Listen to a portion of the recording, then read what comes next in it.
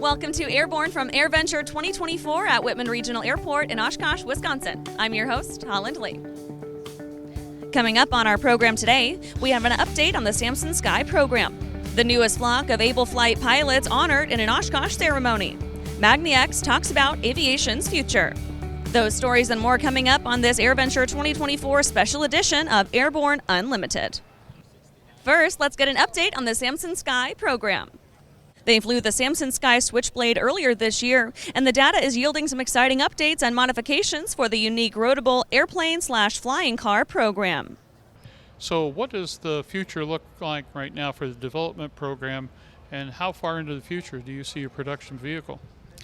So we are about ready to start construction of the first of 3 production prototypes heading into production after we test flew the initial prototype last fall. For us, that's where we're at, and that's where we're headed, is go into production, probably build the first one in 12 months, next 2 in the next 6 months, and then after that go ahead and convert over all the fixtures and everything we built the production prototypes on into the production facility and start serial production. One of the things that's nice about the Switchblade is that we don't really need any changes to regulation or technology that doesn't exist, so we're ready to go now, which means as soon as we're ready to produce, people can use the vehicle. And it gives people such an advantage when you look at the time savings possible by being able to drive or fly, that it really makes sense for business travelers and people that just want to be able to get out and see the world. So I think that's why we're getting, I think we're over 2,600 reservations now, another deposit, which is good. I think we're a vehicle that most people are going to enjoy as much driving it as flying it. Well, there you go. What's going to be the certification basis for the vehicle? Experimental category, amateur home build, which means people have to come and build 51% of the vehicle. And we have a builder assist program we're initiating that will allow people to do that in 1 week's time. And this is based on what other people have done, where they use automated machinery and train people how to use the machines rather than teach you all the multiple steps of how to assemble the vehicle. It's simpler to train people to build the parts. The newest flock of AbleFlight pilots honored at Oshkosh ceremony. The AbleFlight ceremony at Oshkosh is one of our favorite events, as a number of new pilots join the ranks. So my first attempt to fly, I bought the cheapest flight experience on Groupon and went to an airport nearby, near New York where I live. And I tried the flight and all went great, except for I discovered there are pedals which you need to use, and obviously I wasn't able to use them. I talked to the instructor asking him if he knows of any ways for me to be able to fly, and he said no, but I'm not a quitter. I accidentally read about AbleFlight on some website, and it's just like, oh, there is a way to get a pilot's license. I had to wait for citizenship, and as soon as I got it, I applied for AbleFlight. When I received the acceptance letter, I was very excited to be able to get my license. The sheer excitement of being in the air, it's cool. Piloting an airplane is one of the coolest things out there, and I think that was enough to keep me going. The program was quite challenging as we were putting a lot of hours, piloting hours, ground school, and we had a month and a half to do that. So it was quite intense, but it was totally amazing and worth it. Yeah, getting to Oshkosh was a little bit surreal, coming in, seeing all the airplanes, and you realize that half of the town nearby turned into a ramp to house the airplanes, and the amount of people and the scale of the event is quite stunning. Definitely shout out to AbleFlight and Charles Stites, the director who made it possible, because the amount of effort and coordination on legal side and actually technical side, getting the hand controls, getting the airplanes, getting the instructors to make it all happen. I cannot even imagine how much work went into that. So that he made it happen. That's incredible, and a lot of thank yous to the sponsors as well, who also contributed for it to happen. MagniX talks about aviation's future. How aviation will power its convoluted future is a question that some of the best minds in aviation are trying to answer, and MagniX is competing for a share of what that will look like. Can you give me a little idea what the eBeaver is, where it came from, and where you're at in the design process? Absolutely, yeah. So the eBeaver is the world's first commercial electric aircraft ever to fly. Our first flight was on the 10th of December 2019, and since then we've done 89 flights. We're on the second generation of the battery technology and then working on the third generation to enter into certification with the aircraft. And you've partnered with Harbor Air, is that correct? How's that partnership set up? Yeah, I mean, to be honest, the partnership started just by two companies, really pioneering companies who wanted to make this happen. We signed a contract and 11 months later we flew. Harbour Air have been doing a lot of testing to really understand how much power you actually need to keep the aircraft in the air, and so that they see in cruise, compared to the radial engine, which requires 63% thrust setting in cruise, for the eBeaver we only require 41%. And then also the climb performance is basically double. So, I mean, this thing takes, it's a beaver, right? A beaver is not known for its climb performance, but this electric beaver climbs better than any beaver you'll ever fly. So yeah, I think it's just a real joy to fly. And it's also 20 decibels quieter in every phase of flight. What are your goals over the next 3 to 5 years with this product? So I think if you step back in history, right, we've been flying this aircraft for 5 years. We're at a point now, 5 years later, the battery performance has basically doubled. So that means that we're at a point where this is now actually commercially viable. And so what we're working on now is the configuration for certification. So we're working on the engine type certificate, and then the cross-validation with Transport Canada, and then the actual supplemental type certificate of the aircraft and entry into service. So we're targeting entry into service in 2027. After these messages, Hartzell continues to propel aviation forward.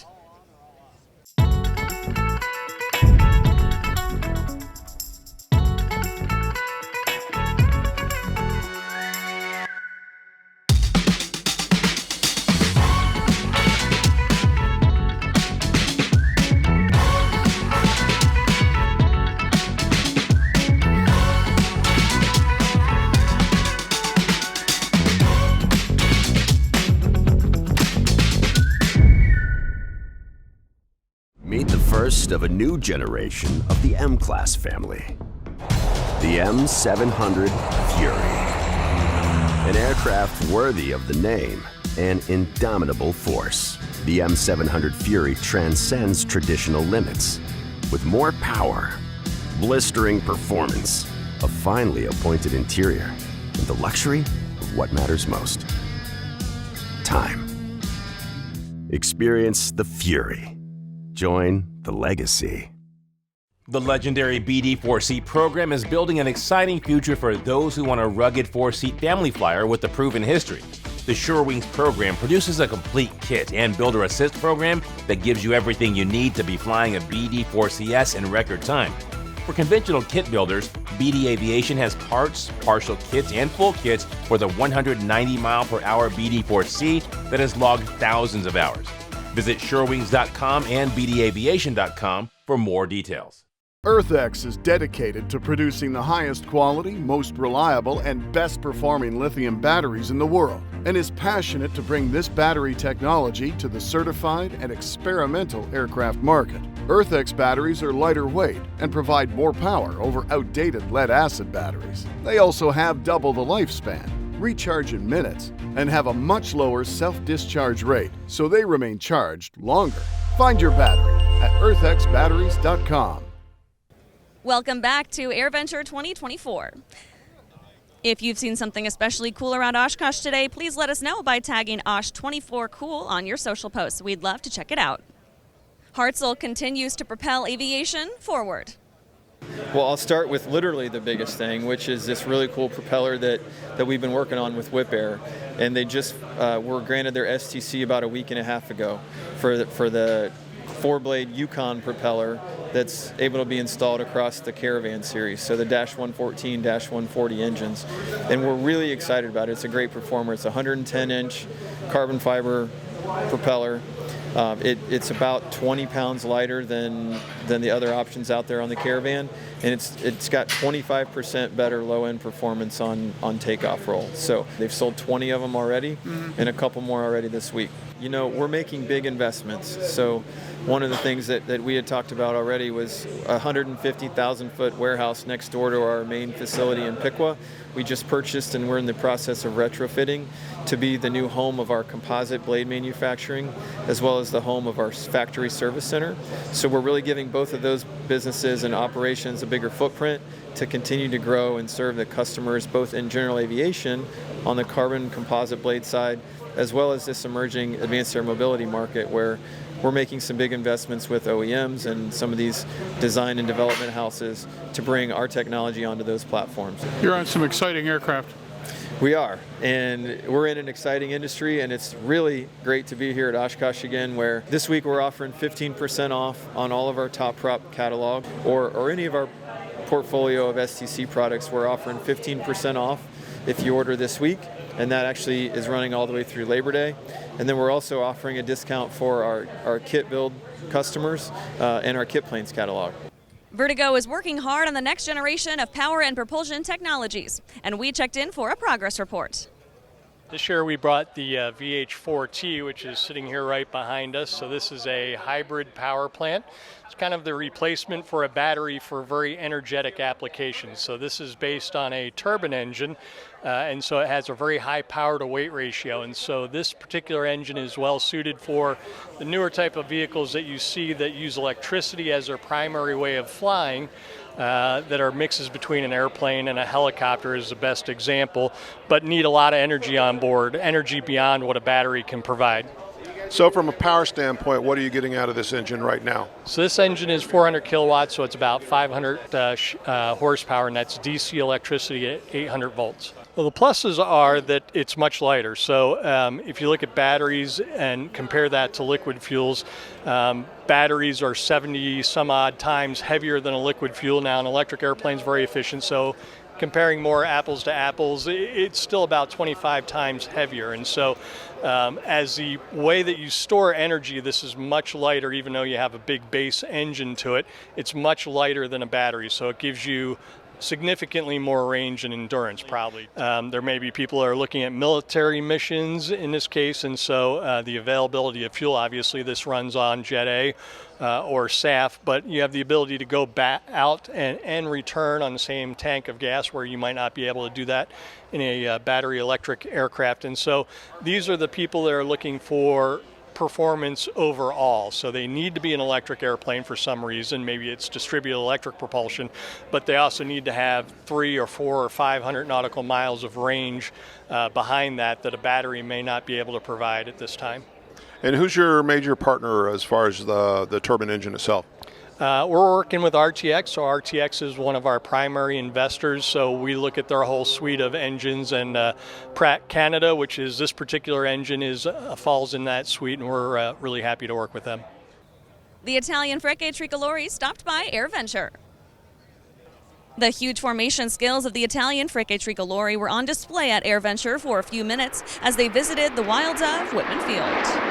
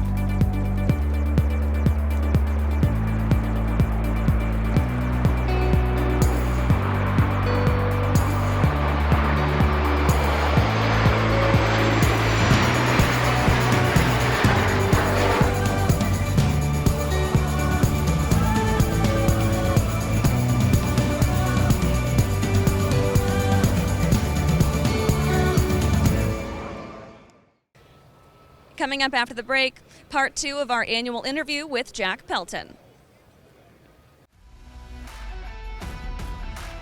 GoGo represents the unique kind of trifecta of reputation, service quality, and price point that just makes sense for me as an operator. I think it's a very important thing to share the joy and love of flying.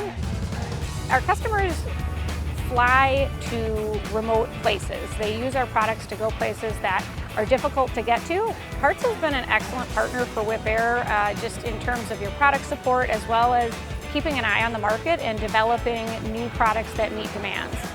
And it is that shared experience and the joy of flying that brings us all back and charges all of our batteries up.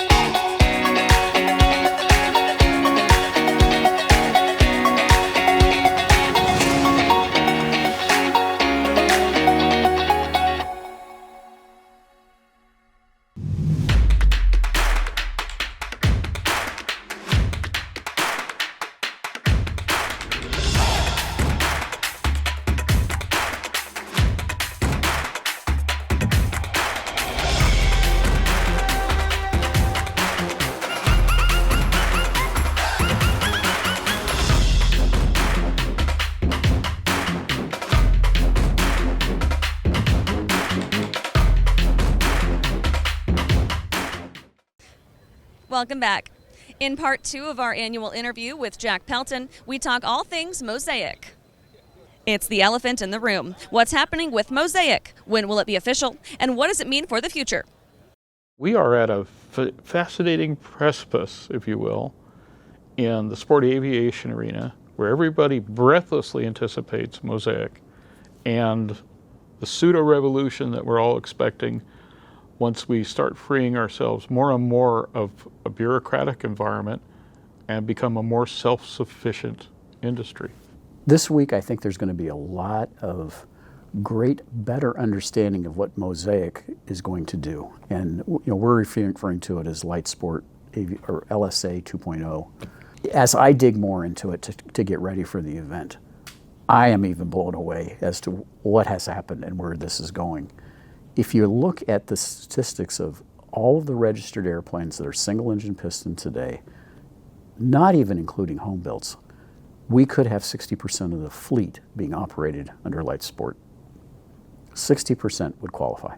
That is absolutely game-changing. That takes third-class medical, basic med, the PPL as we know it today requirements, and moves the entire needle to a different direction. It makes it the ability to get your license quicker, to get it cheaper, and to still have all the fun that you would with a normal private pilot's license and third-class medical. I mean, think of what that does. It changes career paths. Now CFIs don't have to labor through becoming a CFI to just private pilots and then hopefully go on to a airline. You can go to that same flight school and fly almost anything they got on the ramp as a sport pilot and be then a sport pilot flight instructor, which is a little easier hurdle to get into. And people then can look at that as not having to do it as a career. You can have that enjoyable career that you have, but also be able to have a second occupation or hobby or interest as a CFI. When we look back on this, and I don't know how many years that will be, that we have to really see what happened, I think it's going to take the big spikes of the career hiring airline pilot shortage issues and really dampen that, because general and recreational aviation will be more accessible and affordable than what we've ever seen in the past. So it'll start dampening that out. We'll see more people engaged in GA. And some of the other little nuances, the ELSA now will not be constrained with the 51% rule. Right. So that's another big game changer, because people could actually go into business producing ELSAs at the new defined MOSAIC configuration, which is 250 knots, 54 knot stall speed, and variable pitch props, retractable gear, 4 seats. It's and a lot more capable. And not necessarily dependence on conventional piston. Exactly. The big question is, when do you think we'll actually see it?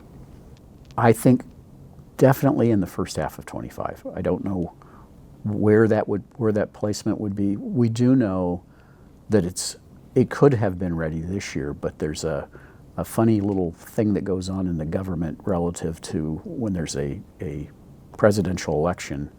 There's people reassigned. It's called chaos. Chaos, Jack. Yeah. Chaos. People are reassigned. They get taken off their day jobs to go work that, and that's what's causing it to move out. And I think the comments, from what I understand, I think the last count was over 1,200 comments, have all been supportive and constructive, so they're not battling There's any. some pretty inspired stuff in the comments. We were very vocal on a few of the issues, the stall speed being one. We think it should be higher than the 54 knot clean number. I don't understand why it's not equivalent to the Part 23 requirement. The noise requirements, as far as they really put a standard in there that's not achievable technically, so they've got to go back and visit what's actually doable. And then there was the little subtle that they put in about night vision, and we've gotten pretty good support from the FAA med people on there should be other ways through your normal optometry checks that you get to be able to tell whether a person has night vision issues. Let's segue for a moment to basic med. How do you think it's aging? I think it's in good shape. I think I still also believe that, we've gotten, as everything else in the country gets polarized, you have this issue with the FA medical system where people are fearful of having that conversation with their doctor, especially if it's an AME. Yeah, I wonder where that came from. Yeah, so again, this could get us into a healthier place where we're all sitting down on our annual physicals and saying, hey doc, I got to lose a few pounds, or I got a number that's low, and you're going to go to work on it and make it happen. And it's not anything that would ever be medically disqualifying, but it's going to help the average pilot take better care of themselves. And tomorrow, we talk safety with EAA's Jack Pelton, a topic we don't talk about enough. We have to get better in this. Well, how do you do that? How do you take something that works and there was an escape, but go ahead and make it better? So we're going to figure this out. We're going to try to make it even a better process, a better procedure that we use, and put some safeguards in, and we did that. Thanks for joining us today, day 2 of Oshkosh 2024. We'll see you back here tomorrow.